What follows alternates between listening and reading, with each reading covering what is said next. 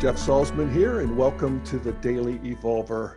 It's Monday, February 12th, 2018, and I am happy to be with you today in this beautiful, very gentle snowfall here in Boulder, Colorado. And I am here all cozy with Corey DeVos, who is a mere mile away. Hey, Corey. Hey, buddy. How you doing, man? I'm good. Welcome. Oh, thank you. It's been a while. Yeah, back from the flu fever dreams. Yeah, I'm slowly crawling my way on the shamanic path back to recovery. Yeah. Well, welcome back. Well, thank you. Yeah. So today, I thought we would just take a look at some of the questions and feedback that I get from listeners and viewers, and I love it. I'm getting a lot of feedback these days and questions, and they're so good. They're so smart, and I really encourage them. So, if you're interested, just email me at jeff@dailyevolver.com, corey@integrallife.com, or send one of a audio memo. You can do those too, and I really appreciate them. So Corey, today we wanted to work our way through a few questions here. Yeah.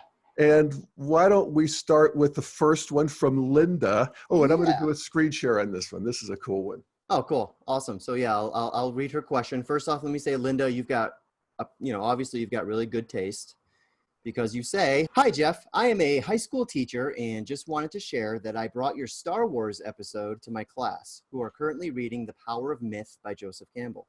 They loved it. I also shared your Saudi Arabia episode last year. Class notes are attached. Thank you for all that you do, Linda." Isn't that great?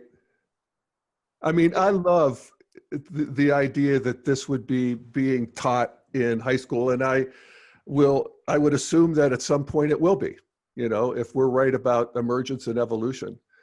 But Linda, you did a great job with the personal and the society in terms of laying out the stages. You got the ego included by the ethno, included by the world centric. It's all good. Good job. So those were her class notes. Yes, exactly. That's really cool. Yeah, totally. And and it actually points out the acceleration of development, because if you think about how long it took for human beings to work their way to modernity, it was about 250,000 years before we got to modernity. For an individual human being, it's about 12 years or 14 years. And that's really an astonishing thing when you think about the development of human beings. And it's one of the sort of magical aspects of evolution, that the center of gravity of the culture that you're in pulls the individual up to their optimal level. And, some people grow to modernity and post-modernity and to an integral stage, and some people don't. And, we don't exactly know why. I always love what Ken says, karma could account for that, the 10,000 lifetimes we bring in.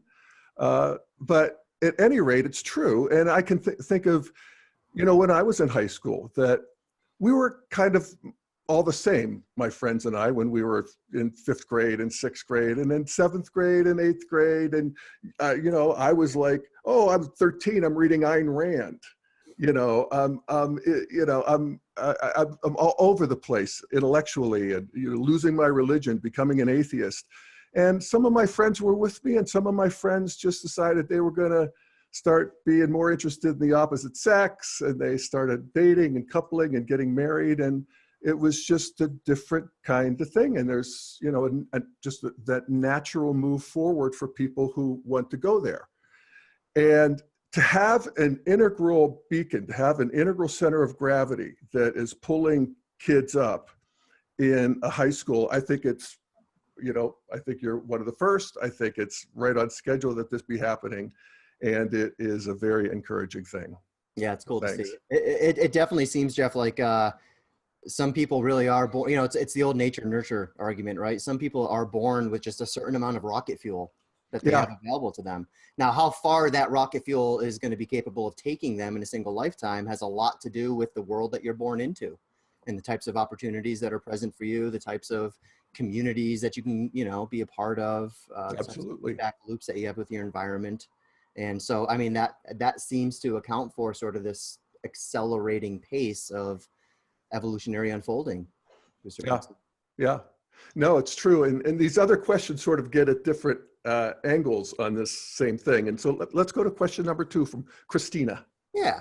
So this is Kristina out here in Idaho. Any day that has a new Daily Evolver podcast is a great day. Oh, thanks, Kristina. Thank you so very much for all your work. It's lonely out here. So I've spent the last 7 years cultivating my appreciation for the gifts of all previous levels of consciousness. Now I'm asking myself how to discern what cannot or should not be included in the movement toward an integral perspective. Can you give any kind of guideline or perhaps qualities of previous levels that should not be brought forward in what we need to include? I've always used inclusivity as a general guideline, but I'd really be interested to become more adept at spotting and unpacking the negatives of previous levels. Yeah, what a great question. And, you know, a common one and an important one. And I actually think that you hit the nail on the head, Kristina, with the idea of inclusivity is to the degree that they're not inclusive, you want to leave that part behind. I often say that we want to bring forth everything from previous stages, but their exclusivity claim. It's sort of just a negative way of putting it. And that's pretty much everything. But it's liberated into a space that doesn't make the claim that it's the only way to be. And that's very much characteristic of all of the first 6 stages of development that we have in the Aqua model, Ken Wilber's Aqua model, the altitudes of development, is that each stage is monoperspectival. That is, it is just self-evident to them that the world space that they live in is the right one, you know, because they have eyes and ears and because, you know, they can see the world. And that to the degree that other people don't live in that world and don't agree with that reality and stages disagree, then they see the other as wrong.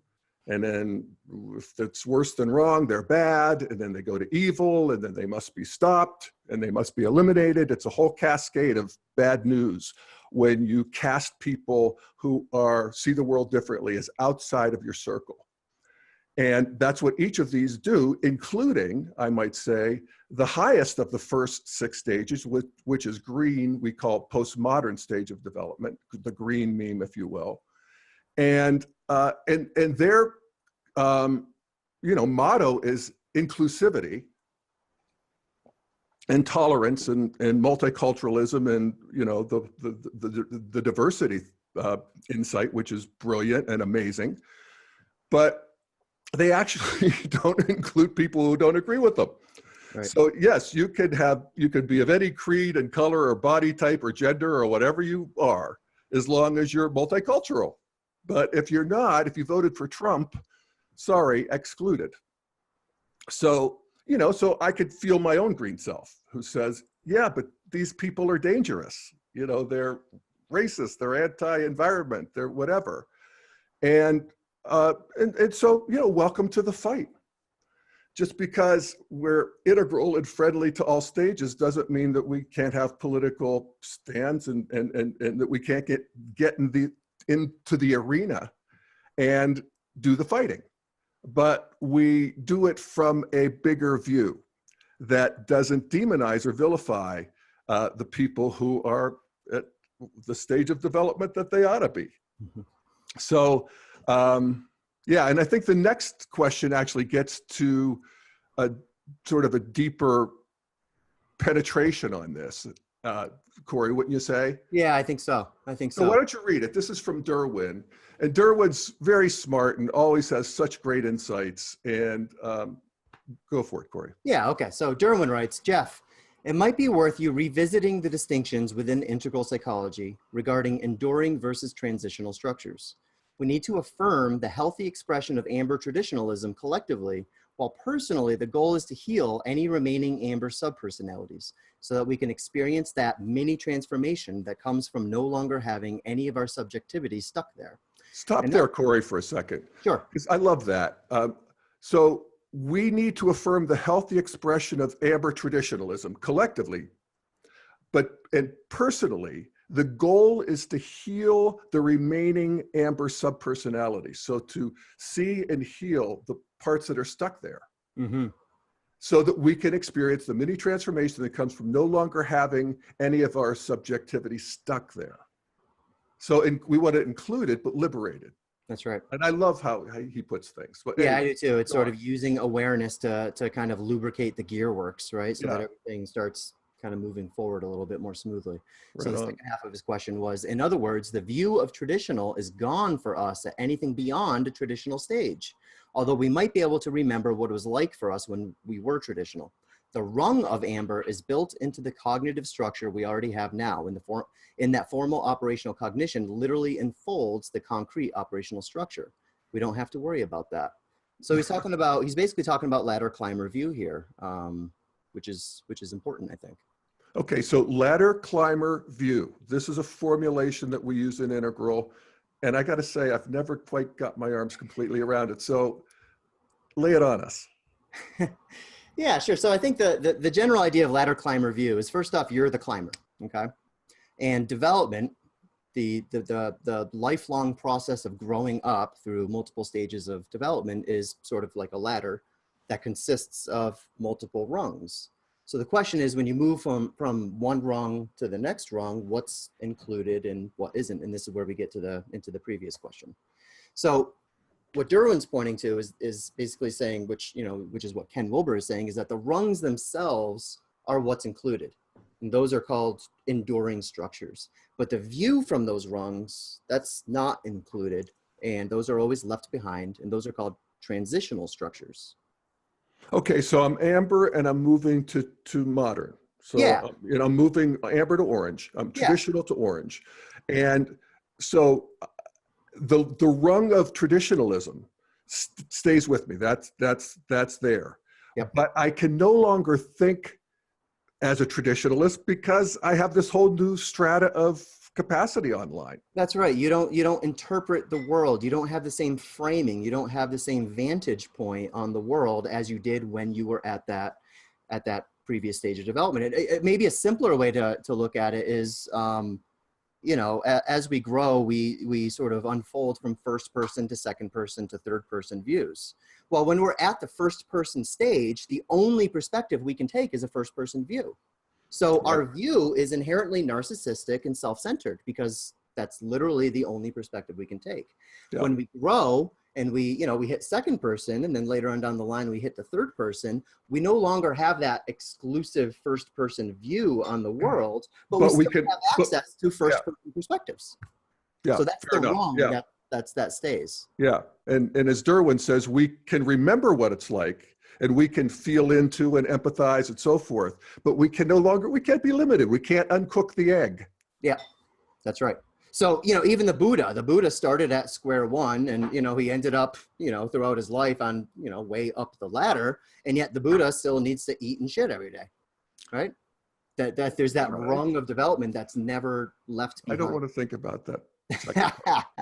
Well, and I think this is, I think this is important for a lot of reasons, but first and foremost, I think it's critical for us as we have these conversations to remember the distinction between, something like a view versus values. So, for example, the left really spends a lot of time and energy ridiculing and marginalizing a lot of the, problematic views of the right, particularly the ones that come out of that red or amber level of development. And that's where we find things like racism, sexism, xenophobia, homophobia.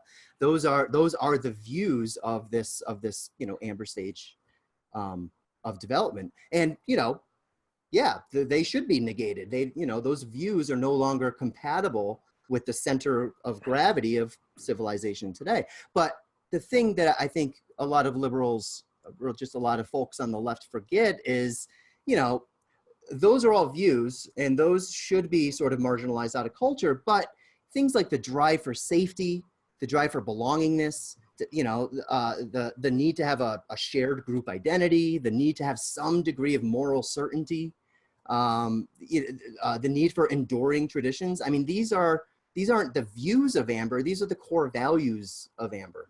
Right. And I think that the more the left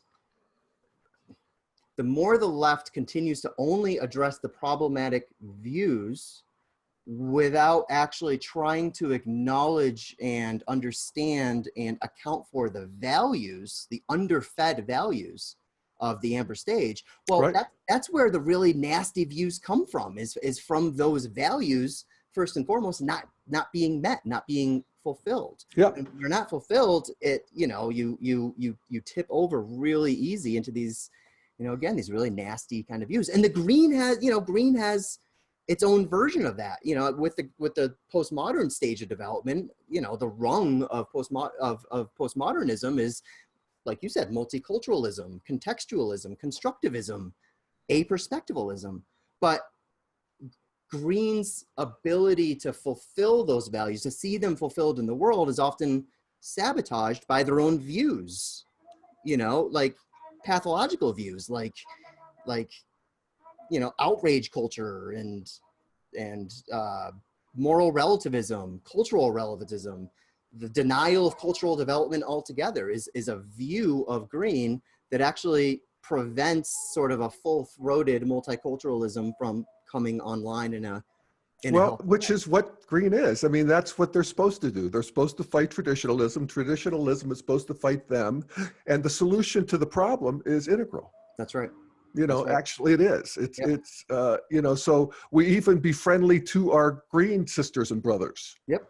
And, everybody in between on the gender spectrum, because they're actually creating new territory and staking out new grounds. That's right. That help all of us. Yep. So that actually gets us to our next question. So yeah, it does. Well, and just because I want to put a bow on the previous question in terms of what do we include and what do we leave behind. I mean, I think that sets up the answer in a certain kind of way. You include the values, but you negate the views. You leave the views behind, which I think is important. If there's any future politicians out there listening, I think this is critical in terms of political skillful means, because if you want to eliminate those really malevolent views that are out there, you've got to make sure you're speaking to that underlying core of, the underlying core values that these people don't feel like are actually being addressed in today's political system.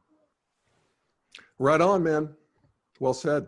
Oh, and I'm sorry, Jeff. I also want to tie this back to the Star Wars question, because, one of the things I've been fascinated with is the reaction of the fan base to Star Wars and how many people, didn't enjoy it. And one of the big reasons why people didn't enjoy it is because they walk around with this nostalgia. They remember what the original movies felt like when they were kids. And then they watch these movies and they don't feel the same way.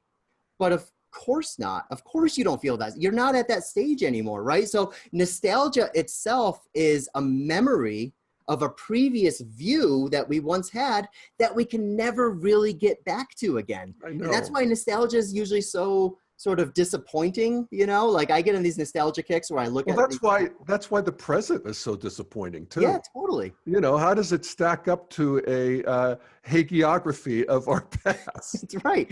You literally cannot enact this thing the same way you did when you were 7 years old. So of course it's going to feel different. I know. I hate that. Yeah. All right. Question 4. Question number 4. From Mimi. I have been introduced to integral thought in the past 6 months and have loved it. I've been absorbing this stuff like a sponge. I'm a 67-year-old woman, and integral thinking has helped me pull together so much of what I've learned about this life, material which has been located in the silos in my psyche. I like that phrase. Yeah, so here's my question. In thinking about the coming online of the stages of personal and cultural development, I'm struck by how quickly the recent stages have manifested and what it means for our world to have so many worldviews at war with each other.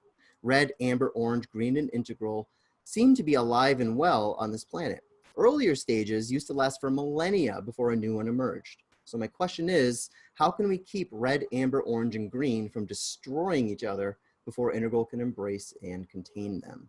And there is the $64,000 question.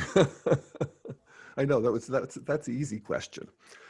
No, well, you know, you just grow in capacity. That's one of the great things about the integral view. And this is what we're, you know, trying to stake out this new territory where we can see the whole spiral of development, as we say, that is preceded us in our individual life, in the life of, you know, the planet and humanity. And we see that every stage, even though they hate each other, they bring on this thing that is really important to include in this bigger integral embrace, if you will. And, you know, we talk about, just to start at the very, maybe even at the very beginning, but if we look at tribal societies, the idea of magic being everywhere is actually something that we want to practice with as integralists. And to feel, my goodness, you know, 13.8 billion years ago, time and space blew into being and turned into heat, then gas, then quarks, then atoms, and now us. You know, does that not light things up from inside somehow? You know, that realization? But we don't want the evil spirits. We don't want to be doing hexes on each other. We don't want to be all of that horseshit that comes with that magic stage of development. But we want the goodies. And this is what we're talking about. And we just, you know, just walk up the stages. To red is where the warrior stage is where we differentiate from mother and father, and we realize I'm my own thing and it's me against the world. And, you know, this is where we become powerful. This is where we get agency. And developing an ego is progress. If you didn't have one, that's so true of some, you know, adults who are really working on just differentiating and being a person with volition. And we want that. And then, you know, we move up. Traditionalism civilizes us. You know, we see good and evil. We see right and wrong. We have a transcendent God whose vengeance is his. We don't have to worry about all of these blood, you know, feuds. And then we get civilized and we're ready to move into modernity. Makes us rational. We can figure out the world on its own terms. We're no longer relying on myths and, you know, old scriptures. And then post-modernity, amazingly enough, human beings become deeply sensitive, you know. And so do we want, you know, as fully integrated human beings to be powerful, civilized, rational, and sensitive? Yeah, we do. And so it's a little bit like when I think of Mimi's letter, she talks about the psyche, the silos in her own psyche. You paused there too, Corey. And it's like, these are the silos in our collective psyche, these stages that are all online. And there's something about them that wants to be integrated because it's going to be so delicious when we do. And that is the integral stage. Mm-hmm. And then there's the stage beyond integral. And, you know, at some point, I think we're just sort of beaming around the cosmos or something like that. That's right. But I see my internet is unstable. I just got a little alert. But at any rate, you know, if we think about civilized, rational, sensitive, what does integral feel like? And, you know, it's integrated for sure. I mean, that's why we call it integral, and that is what we're doing. We're integrating those previous, you know, gifts. But it feels to me just somehow like the word friendly comes to mind. And all of that entails the sort of relaxed friendliness of somebody who thinks that the world is the way it should be, and that somehow I didn't, you know, screw up, and my life is the way it should be, and that I get to live it. So, you know, that's how, to me, it feels. Corey, I'm interested to see how you might phrase that, or what's your insight here? Yeah, well, I like your words. I like your use of the word friendly, though I hope that doesn't preclude us from being, you know, assholes when we need to be assholes, right? I mean, Right. it's sort of, it's, you know, it's the sort of manjushri in a certain kind of sense where you've got all that divine wisdom and you've got that blade of discernment and you can, you know, use that blade whenever you need to, Yeah. whenever it can be used. Yeah. You know, in terms of sort of, you know, Ken himself often talks about the rat race, you know, what's going to win, evolution or entropy? You know, are these systems going to fall apart first, or are new emergent systems going to come into being that are able to sort of, you know, address the life conditions that are currently unaddressed? Mm-hmm. And, you know, when we take that sort of 50,000 foot view, you know, we can kind of say, well, evolution has a way of taking care of these things. You know, oftentimes not in a very pretty way, or as you would say, you know, beautiful, but not pretty. Right. Did I get that right? Yep. You know, so hopefully this time around evolution's able to do so without, you know, without killing a fifth of the world's population or, you know, something like that, which is the type of thing that we've seen before. Even when the dinosaurs were eliminated, that was a step forward for, you know, evolution, but it kind of sucked for the dinosaurs. Yeah. You No, know? for sure. And Yeah, I do think that we can recognize that there is a great pacification that arises at modernity. Mm. You know, and that it's reliable. That's when you realize that I don't have to fight my way forward anymore. I mean, I do, but not in the way where it's existential like it Right. is in the earlier structures. Yep. And that's why you see that modern people become far less violent, postmodern people far less violent yet. And I think to the degree that we can get the world, you know, to a modern center of gravity, which it isn't. There's big pockets on the planet that are not yet modern, including, you know, aspects of our own culture that we're seeing clearly now. And, you know, that we have all of that online at the same time. Yeah. It certainly makes for a far more complex structure. I mean, or far more complex integration.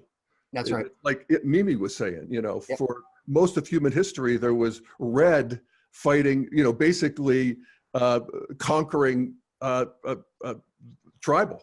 Yep. That was most of human history right Yep. there. And then we have finally these great, you know, empires that come online with traditionalism that wring all of the, you know, magic out of the system. Yeah. Well, I think, Jeff, it's also another reason why I'm really curious to know what the next, let's say, 20 years of integral unfolding are going to look like. You know, so far, in terms of the, you know, just the global integral project, which includes integral life and, you know, everything from core integral to meta integral, just sort of all of these activities that have been happening in this space, you know, they're largely what we used to call 2-to-2 projects. So second tier, 4 second tier, or, you know, maybe Phoebe, 4 integral by integral. Mm-hmm. You know, and it's, you know, just like a few questions ago, someone mentioned, you know, I'm lonely. Well, that's what the last 15 years have been about, is basically trying to allow self-identified integral people to constellate themselves, to find each other, to create some sort of community, to, you know, to just to find resonance out there so people can be themselves and they can be who they know they are in a way that they don't necessarily feel like they can do in their everyday lives. Yeah, no, it's astonishing. And, you know, I was this Totally lonely integralist wandering around my library trying to, you know, shove Ken Wilber books down people's throats. No, it's For literally a long time, actually. Yeah. And to think that we actually have an integral community, there is one. Yeah. You know, it's there and it's vibrant and it's virtual mainly. Yep. That's right. And I'm waiting now for sort of that next wave, which I think is going to be more focused on 2-to-1 solutions. So here are integral solutions for the rest of the world. And when it comes to that, I think that integral actually takes on, well, it's sort of integrals coming into maturity in a certain kind of sense. And I think that the way we often talk about these things, it kind of inverts the pyramid. It becomes sort of stealth integral. So when someone is coming up with sort of, you know, 2-to-1 solutions, you're never going to hear the words like quadrants or levels or lines or states or types. All of that's going to be baked in, right? But it's not necessarily foregrounded. It's not necessarily explicated because that's, you know, it doesn't need to be. I mean, the theory is sort of less important than what can we do with this theory? How can we actually use this model to reduce suffering in real time. And I think a big part of that is, you know, using the integral framework, using the integral discernment, using sort of the qualities of integral consciousness to help identify these hot spots around the world and these leverage points where just a little bit more perspective, even a little bit more partial perspective. It doesn't need, you know, again, we don't need to like go into third world countries and drop sex, ecology, spirituality on people's head. No, we need to buy the women in the village, you know, each of the women a goat or something. You know, it's much more partial. And in fact, I would say integral becomes the art of being skillfully partial, right? And actually coming up with these not quite so holistic solutions, but more practical, pragmatic solutions that can actually find friction and make an impact in people's lives in a real way. And I think that's coming. You know, I do too, and I think it arises naturally. I do too. You know, I mean, when you, I often think that, you know, part of the integral practice is to, you know, deliberately take these perspectives, you know, these earlier perspectives, different perspectives, and look through other people's eyes. And when you do that, there's a point where you stop identifying with any perspective and start identifying with the space within which perspectives arise. That's right. You get bigger. Yeah. You know, you inhale the great drafts of space that Walt Whitman talked about. Yeah. And when you do that, then you, you know, turn your attention to a problem or a situation in the world or in your family or whatever community, and you just automatically know more. You just automatically, it's obvious to you what needs to happen because you have wisdom. I mean, I think there's a sort of a word we already have for this, which is wisdom. And it usually shows up, if it's going to, in older people because they've seen more. You know, it's the process of seeing more. But what I'm noticing, just to wrap up, to go back to the original question that we dealt with, I'm seeing it in young people now. Yeah. And it's Keith fun. is too. Yeah. Is that right? Is that right? Interesting. Yeah. Yeah. So that's cool. And I think we can wrap her up there. I feel like we've made a nice dent in things. That feels good. We have plenty more to come. Yeah, we do. And yeah, so yeah, you guys did a talk on Saturday, you and Keith Witt? Yeah, it's now published on Integral Life. It's on the homepage. You can check it out. We'll send out a mailer this week about it. But it was a really, really cool discussion, about an hour and a half discussion, presentation, and a back and forth Q&A with the audience about integral parenting. Oh, really? And it was great. And, you know, particularly sort of as a follow-up to our conversation with Miriam Mason Martineau, I really appreciate having both of these guys available to us and sort of, you know, lighting the way forward, because it's being a parent, man. It's the most rewarding and it's an adventure. It kills you. Yeah. Wow. Yeah. Well, I mean, every decision is so high stakes, you know? Yeah. God bless you. You know, it's God's work. Yes, it is. Literally. Yeah. All right, Corey. All right, everybody. Thank you for tuning in to the Daily Evolver, and we will see you next time. All right. Thanks, Jeff.